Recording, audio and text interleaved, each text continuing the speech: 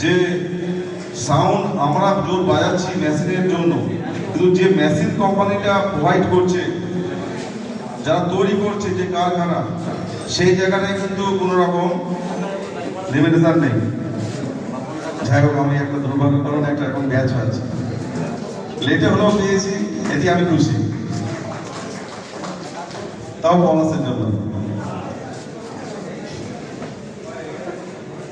হবে। কিন্তু যখন তৈরি হলো তখনই তো ভিতরে মেশিনটা ঢুকে দিতে পারতো।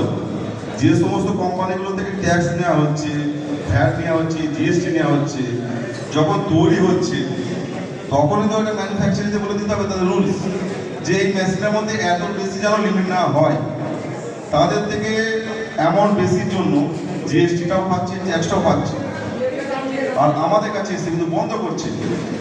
এটা বড় অন্যায় আমাদের প্রতি, এর একটা বড় প্রতিবাদ হওয়া উচিত। এবং শুধু তাই নয়, আজকে যদি আমরা দুপিয়ার জেবিএল বাজারে, তখন কিন্তু আমাদের বলছে সাউন্ড আমরা ক্ষতি করছে। ক্ষতি তাহলে এমন বীজ দিচ্ছে, সেগুলো টেস্ট আর এই ক্ষতি তো শাকসবজি থেকে হচ্ছে, সাউন্ড থেকে তো হয় না। সাউন্ড যেখানে যায় একদিনের জন্য যায়, দুদিনের জন্য যায়, বেশি দিনের জন্য নয়। কিন্তু নিত্যদিন আমার যে সমস্ত খাবারগুলো খায় তাতে কত বড় ক্ষতি হচ্ছে। আজকে আমরা দেখেছি প্রশাসনের যে লেভেলগুলো বক্স যায়, বড় বড় তাদের ইভেন্ট হয়, 8 বিয়ার, 10 বিয়ার, 16 বিয়ার, 20 বিয়ার মাল বাজছে, সেখানেও বুকটা কেটে যায়। সেখানে কি পারমিশন হয় আমি জানি না, কিন্তু সরকারি হিসেবে লেখা আছে 65 ডেসিবেল। আমি যে কথাটা বলছি এটা তো কারোই কানে লাগবে না। লেভেল মিটারে দেখুন 65 তো দূরের কথা, 265 ডেসিবেল এইটাই চলছে, কিন্তু কারোর কোনো ক্ষতি হচ্ছে না।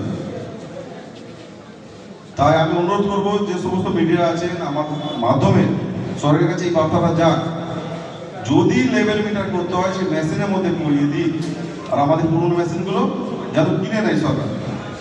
তাহলে এত লাখ টাকা আমরা কি করবো? ঠিক সরস্বতী পুজোর সময়, কালী পুজোর সময় আমাদের এই ঘটনাগুলো ঘটে আসছে প্রতি বছর, প্রতিনিয়ত।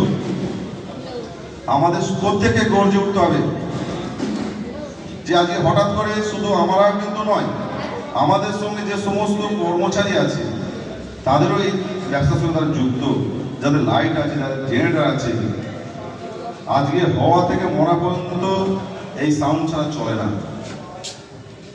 আজকে তাদের প্রতি এই 2020 পর থেকে, আগে থেকে তো ছিলই, এখন প্রচুর পরিমাণে চাপ পড়ছে।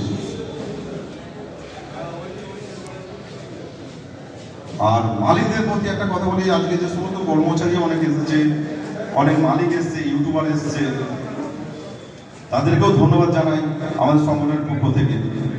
বিস্তারিত কিছু বলবো না, বিভিন্ন জেলা থেকে অনেকেই আছে, তারা আপনাদের বার্তা